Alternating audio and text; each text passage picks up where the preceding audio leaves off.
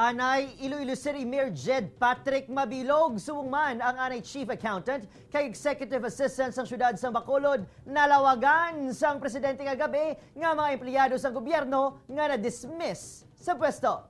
Yaring balita ang aton gintutukan.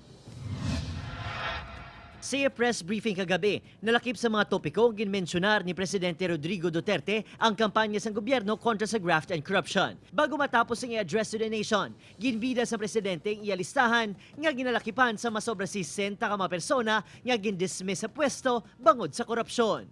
May mga pangalan dito na nakakakaso pero na-desisyonan lang ngayon lang. So, yung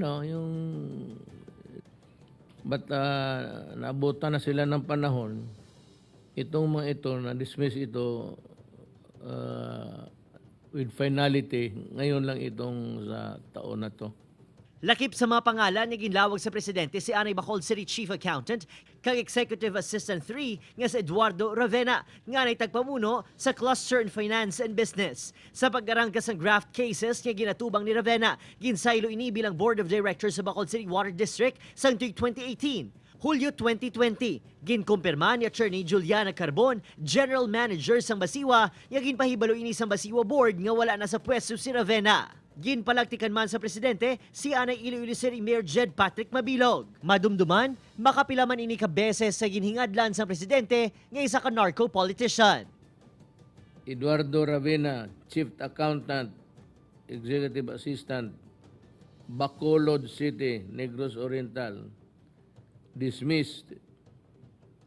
Puro graph to ha.